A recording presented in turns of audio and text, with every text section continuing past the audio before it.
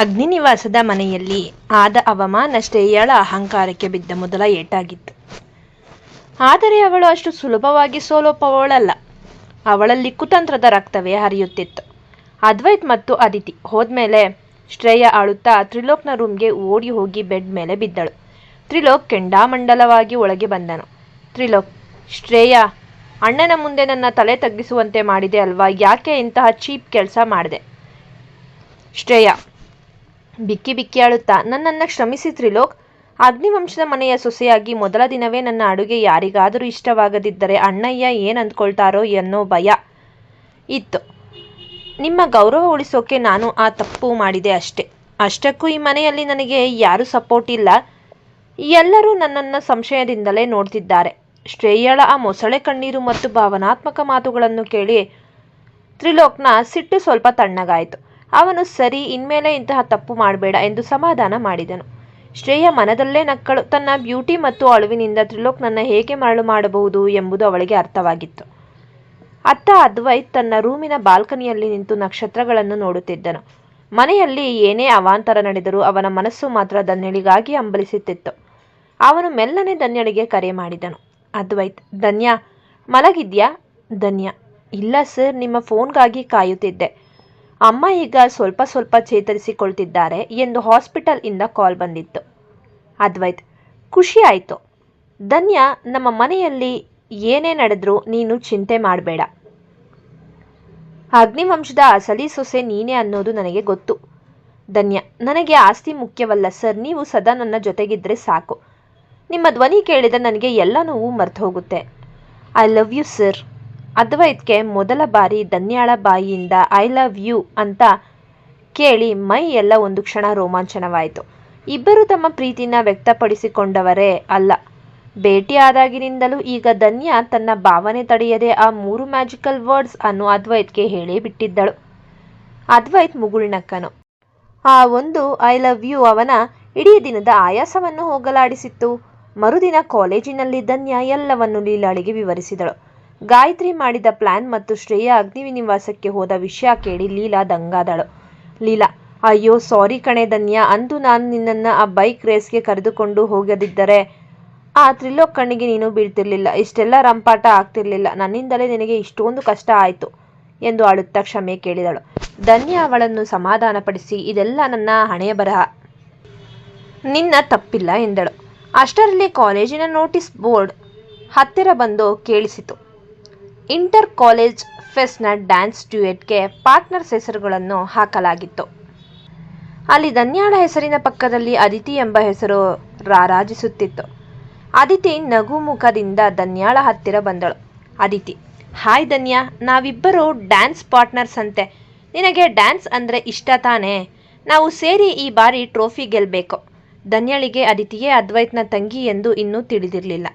ಆದರೆ ಅದಿತಿಯ ಆ ಪ್ರೀತಿ ಮತ್ತು ಲವಲವಿಕೆ ಅವಳಿಗೆ ತುಂಬ ಇಷ್ಟವಾಯಿತು.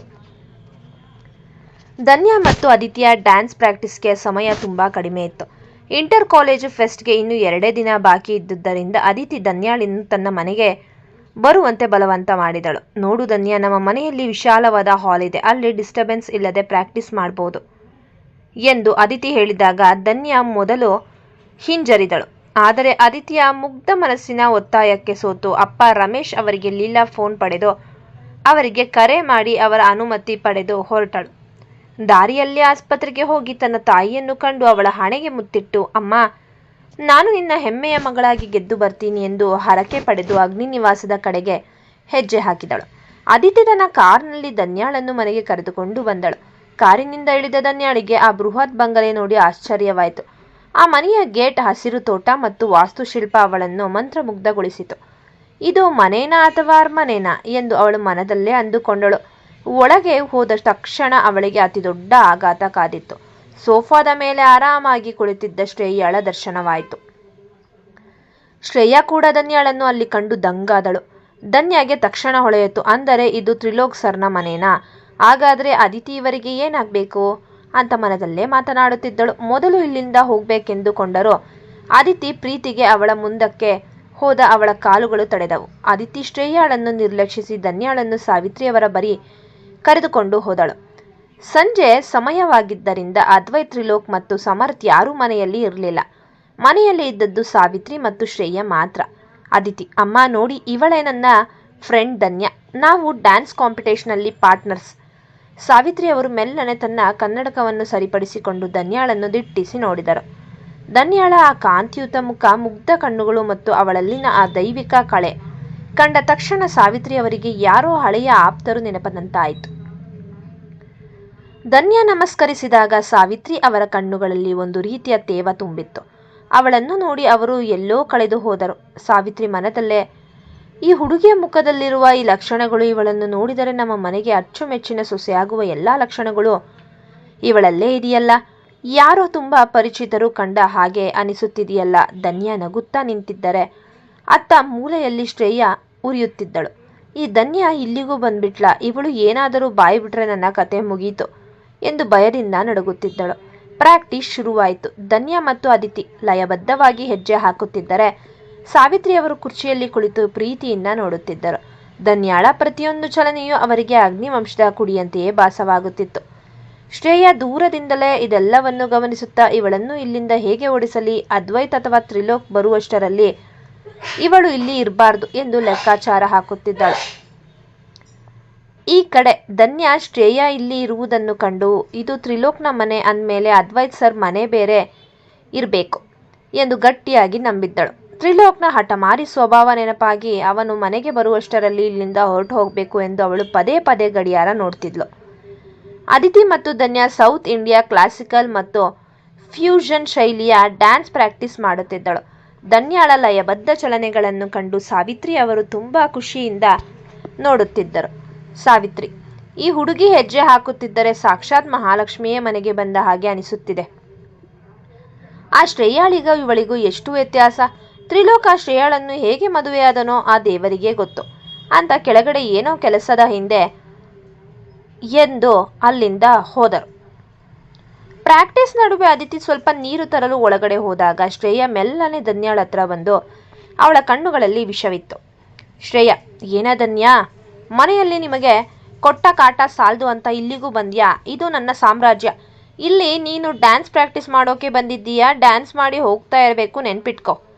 ತ್ರಿಲೋಕ್ ಬರುವಷ್ಟರಲ್ಲಿ ನೀನು ಇಲ್ಲಿಂದ ಜಾಗ ಖಾಲಿ ಮಾಡಬೇಕು, ಇಲ್ಲ ಅಂದರೆ ನಿನ್ನ ಮರ್ಯಾದೆ ಹರಾಜು ಹಾಕ್ತೀನಿ. ಧನ್ಯ ಎದೆಗುಂದದೆ ಉತ್ತರಿಸಿದಳು. ಶ್ರೇಯ, ನಾನು ಇಲ್ಲಿಗೆ ಬಂದಿರೋದು ನನ್ನ ಫ್ರೆಂಡ್ ಅದಿತಿಗಾಗಿ. ನಿನ್ನ ಅರಮನೆಯ ಮೇಲೆ ನನಗೇನು ಆಸೆ ಇಲ್ಲ. ನೀನು ಈ ಮನೆಗೆ ಹೇಗೆ ಸೊಸೆಯಾದೋ ಅನ್ನೋ ಸತ್ಯ ಇಲ್ಲಿರೋರ್ಗೆ ಗೊತ್ತಾದರೆ ನಿನ್ನ ಗತಿ ಏನಾಗುತ್ತೆ ಅಂತ ಸ್ವಲ್ಪ ಯೋಚನೆ ಮಾಡು ಎಂದು ಅವಳ ಬಾಯಿ ಮುಚ್ಚಿಸಿದಳು. ಧನ್ಯಾಳಿಗೆ ಅದಿತಿಯ ಮೇಲೆ ಬಹಳ ಪ್ರೀತಿ ಇತ್ತು. ಪರಿಚಯ ಆಗಿ ಒಂದೇ ದಿನ ಆಗಿದ್ರೂ ಅದಿತಿ ಮುಗ್ಧತೆಗೆ ಸೋತು ಹೋಗಿದ್ದಳು ಧನ್ಯ. ಹಾಗಾಗಿ ಅವಳ ಮನಸ್ಸಿಗೆ ನೋವಾಗಬಾರ್ದು ಎಂದು ಶ್ರೇಯಳ ಮಾತನ್ನು ನಗುಮುಖದಿಂದಲೇ ಸಹಿಸಿಕೊಂಡು ಮತ್ತೆ ಡ್ಯಾನ್ಸ್ ಮುಂದುವರಿಸಿದಳು. ಸಾವಿತ್ರಿ ಅವರು ಧನ್ಯಾರನ್ನು ಹತ್ತಿರ ಕರೆದರು. ಬಾ ಮಗಳೇ, ಸುಸ್ತಾಗಿರಬೇಕು, ಈ ಹಣ್ಣಿನ ಜ್ಯೂಸ್ ಕುಡಿ ಎಂದು ಸ್ವತಃ ತಾವೇ ಗ್ಲಾಸ್ ನೀಡಿದರು. ಶ್ರೇಯಾಳಿಗೆ ಇದು ದೊಡ್ಡ ಅವಮಾನವಾಗಿ ಕಂಡಿತು. ಮನೆ ಸೊಸೆಯಾದ ತನಗೆ ಸಿಗದ ಮರ್ಯಾದೆ ಈ ಧನ್ಯಾಗೆ ಸಿಗ್ತಿದೆಯಲ್ಲ ಎಂದು ಅವಳು ಉರಿಯುತ್ತಿದ್ದಳು. ಸಾವಿತ್ರಿ, ನಿನ್ನ ಹೆಸರೇನಮ್ಮ? ಧನ್ಯ. ನನ್ನ ಹೆಸರು ಧನ್ಯ ಅಂತ ಅಮ್ಮವ್ರೆ. ಧನ್ಯ ಎಂಬ ಹೆಸರು ಕೇಳಿದ ತಕ್ಷಣ ಸಾವಿತ್ರಿಯವರ ಮುಖದಲ್ಲಿ ಒಂದು ಸಾರ್ಥಕ ಭಾವ ಮೂಡಿತು. ಹೆಸರು ಎಷ್ಟು ಚೆನ್ನಾಗಿದೆಯೋ ನಿನ್ನ ಗುಣವೂ ಅಷ್ಟೇ ಚೆನ್ನಾಗಿದೆ. ನಿನ್ನನ್ನು ನೋಡಿದರೆ ನನಗೆ ಯಾರೋ ತುಂಬ ಆಪ್ತರು ಬಂದ ಹಾಗೆ ಅನಿಸುತ್ತಿದೆ ಎಂದರು. ಅಷ್ಟರಲ್ಲಿ ಅದಿತಿ ಓಡಿ ಬಂದು, ಅಮ್ಮ ಪ್ರಾಕ್ಟೀಸ್ ಮುಗಿಯಿತು, ಧನ್ಯಾಳನ್ನು ಡ್ರಾಪ್ ಮಾಡೋಕೆ ಅದ್ವೈತ್ ಅಣ್ಣ ಬರ್ತಾರೆ ಅನಿಸುತ್ತೆ ಎಂದ್ಲು. ಅದ್ವೈತ್ ಎಂಬ ಹೆಸರು ಕೇಳಿದ ತಕ್ಷಣ ಧನ್ಯಾಳ ಎದೆ ಬಡಿತ ಜೋರಾಯಿತು. ಅದ್ವೈತ್ ಎಂಬ ಹೆಸರು ಕೇಳಿದ ತಕ್ಷಣ ಧನ್ಯಾಳಿಗೆ ತಲೆ ಸುತ್ತು ಬಂದಂತಾಯಿತು. ಅಂದರೆ ಅದ್ವೈತ್ ಸರ್ ಮತ್ತು ತ್ರಿಲೋಕ್ ಇಬ್ಬರು ಒಂದೇ ಮನೆಯಲ್ಲಿರ್ತಾರಾ? ಅಗ್ನಿವಂಶ ಅಂದರೆ ಇಡೀ ಕುಟುಂಬವೇ ಒಂದಾ ಎಂಬ ಸತ್ಯ ಅವಳಿಗೆ ಆಗಲೇ ಹೊಳೆದಿದ್ದು. ಅಷ್ಟರಲ್ಲಿ ಹೊರಗೆ ಕಾರು ಬಂದು ನಿಂತ ಶಬ್ದವಂತಾಯಿತು. ಮೆಟ್ಟಿಲುಗಳ ಬರಿ ಅದ್ವೈತ್ನ ಗಂಭೀರವಾದ ಹೆಜ್ಜೆಗಳ ಶಬ್ದ ಕೇಳಿಸಿತು. ಅದ್ವೈತ್ ಒಳಗೆ ಬರುತ್ತಿದ್ದಂತೆಯೇ ತನ್ನ ಪ್ರೀತಿಯ ಧನ್ಯ ತನ್ನದೇ ಮನೆಯ ಹಜಾರದಲ್ಲಿ ಅದಿತಿಯ ಜೊತೆ ನಿಂತಿರುವುದನ್ನು ಕಂಡು ಒಂದು ಕ್ಷಣ ಸ್ತಬ್ಧನಾದನು. ಅವಳನ್ನು ಇಲ್ಲಿ ಈ ಕ್ಷಣದಲ್ಲಿ ಊಹಿಸಿರಲಿಲ್ಲ. ಅವನ ಕಣ್ಣುಗಳಲ್ಲಿ ಮಿಂಚಿನಂತಹ ಹೊಳಪು ಮೂಡಿತು. ಆದರೆ ಮನೆಯಲ್ಲಿ ಸಾವಿತ್ರಿ ಮತ್ತು ಶ್ರೇಯ ಇರುವುದನ್ನು ಕಂಡು ಅವನು ತನ್ನ ಭಾವನೆಗಳನ್ನು ಹದ್ದುಬಸ್ತಿನಲ್ಲಿಟ್ಟುಕೊಂಡನು. ಅದ್ವೈತ್ ಮುಗುಳ್ನಗುತ್ತಾ, ಧನ್ಯ, ನೀನು ಇಲ್ಲಿ? ಅದಿತಿ ಹೇಳಿದ್ದಳು ಯಾರೋ ಪಾರ್ಟ್ನರ್ ಬರ್ತಾರೆ ಅಂತ, ಅದು ನೀನೇ ಅಂತ ಗೊತ್ತಿರಲಿಲ್ಲ. ಆದಿತ್ಯ ಆಶ್ಚರ್ಯದಿಂದ, ಅಣ್ಣ, ಧನ್ಯ ನಿನಗೆ ಗೊತ್ತಾ? ಅದ್ವೈತ್, ಇವರ ಫ್ರೆಂಡ್.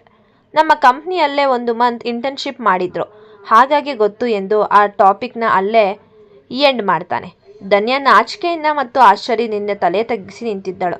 ಸಾವಿತ್ರಿ ಅವರು ಇಬ್ಬರ ಮುಖವನ್ನೊಮ್ಮೆ ಗಮನಿಸಿದರು. ಧನ್ಯಾಳನ್ನು ಕಂಡಾಗ ಅದ್ವೈತ್ನ ಮುಖದಲ್ಲಿ ಮೂಡಿದ ಆ ಸಣ್ಣ ನಗು ಸಾವಿತ್ರಿ ಅವರಿಗೆ ಏನೋ ಹೊಸ ಸುಳಿವು ನೀಡಿತು. ಧನ್ಯ ಸಂಕೋಚದಿಂದ, ಸರ್, ಸಮಯ ಆಯಿತು, ನಾನು ಹೊರಡ್ತೀನಿ ಎಂದಳು.